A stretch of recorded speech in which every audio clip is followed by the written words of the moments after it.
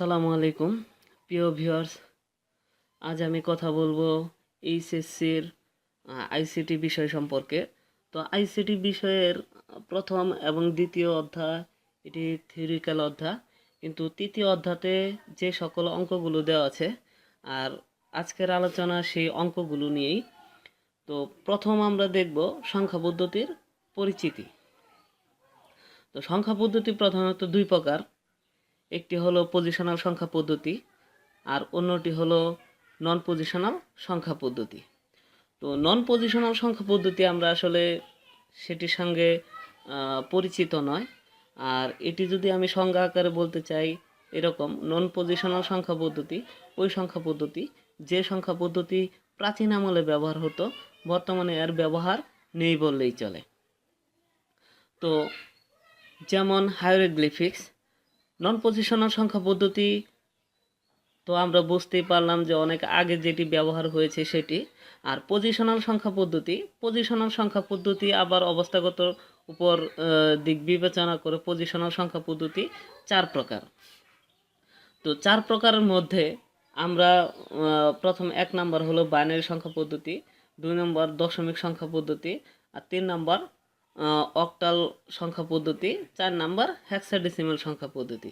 তো আমাদের এখানে যে সংখ্যা পদ্ধতিগুলো আছে, এই চারটি সংখ্যা পদ্ধতির মধ্যে সংখ্যা পদ্ধতির ব্যাস বা আমরা কোন সংখ্যা পদ্ধতিকে কী নামে ডাকা হয় বা ওই সংখ্যা পদ্ধতিতে কতগুলো অঙ্ক ব্যবহার করা হয় তাই আজকে দেখব।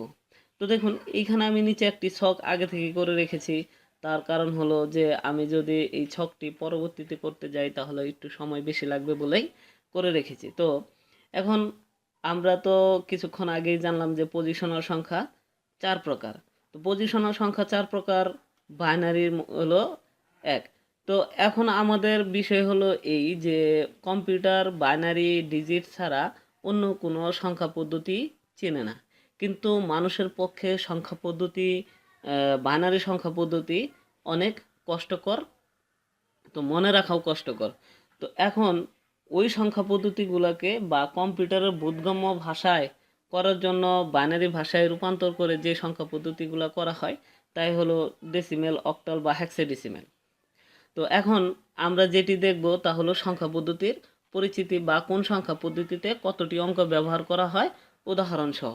যেমন বাইনারি সংখ্যা পদ্ধতি হলো আমাদের যে ওই সংখ্যা পদ্ধতিতে যে সংখ্যা পদ্ধতি কম্পিউটার ভাষা বা মেশিন ভাষা বলে। তো বাইনারিতে আমাদের 0 আর 1 টোটাল দুটি অঙ্ক ব্যবহার করা হয়। আর দুটি অঙ্ক ব্যবহার করা হয় বলে এটির ব্যাস হলো কত, 2। সরি, আমি এখানে আমার যে ব্যাসটা দেখাবো ব্যাসের জন্য দাগ কাটিনি।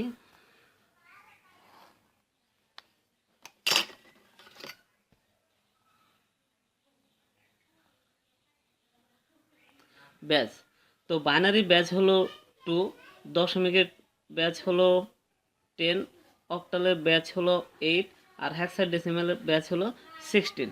তো এখন এইখানে আমাদের যে ব্যাচগুলো আছে ব্যাচগুলো হলো এই যে আমাদের ওই সংখ্যা পদ্ধতিতে যে কয়টি অঙ্ক ব্যবহার করা হয়েছে সেটাকেই ব্যাচ হিসেবে ধরা হয়েছে। তো দেখুন এইখানে কিন্তু বাইনারি সংখ্যা পদ্ধতির ব্যাচ হলো 2, কারণ এই অঙ্কে বা এই সংখ্যা পদ্ধতিতে 0 আর 1 টোটাল দুটি অঙ্ক শুধু ব্যবহার করা হয়েছে। আর আমি যদি এখানে এই সংখ্যা পদ্ধতির উদাহরণ দেখতে চাই তা হলো এরকম, আমরা এখানে যাই লিখি না কেন শুধুমাত্র 0 1 দিয়েই লিখতে হবে। আর আমাদের এইখানে 2 ব্যবহার করতে হবে। 2টা ব্যবহার করতে হবে এই জন্যই যে আমরা যে সংখ্যা পদ্ধতির নিচে এই ব্যাসটি পাবো এই ব্যাসটি দেখেই আমরা ওই সংখ্যা পদ্ধতিকে চিনব। তো দেখুন, দশমিক সংখ্যা পদ্ধতি, আমরা সচরাচর যে সংখ্যা পদ্ধতিতে ব্যবহার করি সেই সংখ্যা পদ্ধতির নামই হলো দশমিক বা ডেসিমাল সংখ্যা পদ্ধতি। আর এই সংখ্যা পদ্ধতিতে 0 থেকে 9 পর্যন্ত টোটাল 10টি অঙ্ক ব্যবহার করা হয়। আর তার জন্যই এর ব্যাচ হচ্ছে 10। যেমন আমরা দেখি 0 1 2 3 4 5 6 7 8 9। তো এখন এইখানে আমাদের 10টি অঙ্ক আছে, দেখুন 1 2 3 4 5 6 7 8 9 আর 0 একটি, টোটাল 10টি। আর এই তার জন্যই এই সংখ্যা পদ্ধতিতে 10টি অঙ্ক ব্যবহার করা হয়েছে বলেই এইখানের ব্যাচ হচ্ছে 10। তো এর উদাহরণে আমরা 1 9 5 6 যে কোনো সংখ্যায় লিখতে পারবো। আর নিচে যে এই ব্যাচটি আমি ইউজ করলাম, আর এই ব্যাচটির মাধ্যমে আমরা বুঝবো কি যে এটি কোন সংখ্যা পদ্ধতি হিসেবে আছে। তো এখন দেখব আমরা অক্টাল সংখ্যা পদ্ধতি।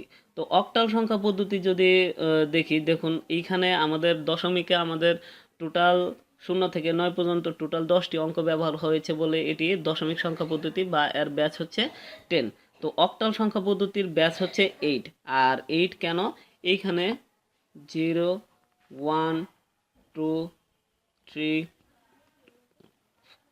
4 5 6 7, এখানে 0 থেকে 7 পর্যন্ত টোটাল 8টি অঙ্ক ব্যবহার করা হয়েছে।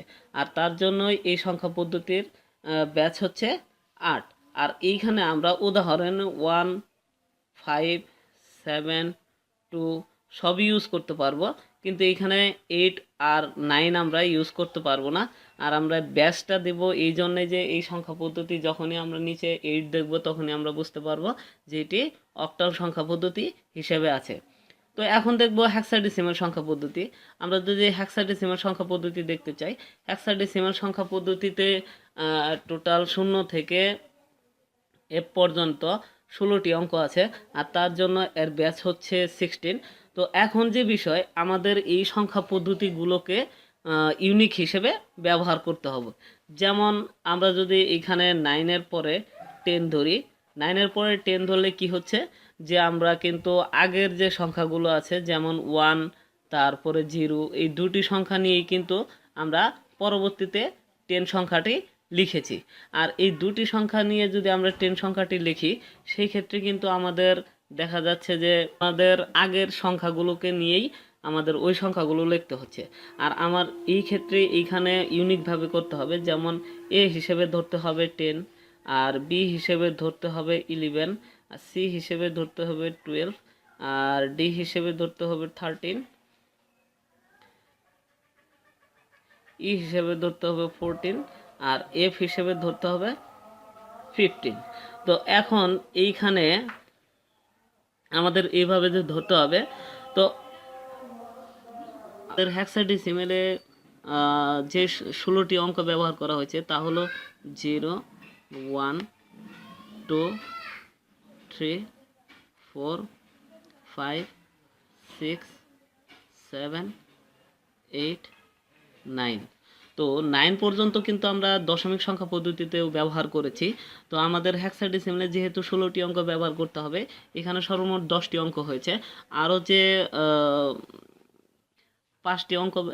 6টি অঙ্ক ব্যবহার করতে হবে, তা হলো A B C D E F. তো এফ পর্যন্ত টোটাল আমাদের এইখানে এখন 16টি অঙ্ক আছে। দেখুন 1 2 3 4 5 6 7 8 9 10 11 12 13 14 15 16। তো এভাবে প্রমাণ হলো যে হেক্সাডেসিমেলে আমাদের 16টি অঙ্ক ব্যবহার করা হয়েছে।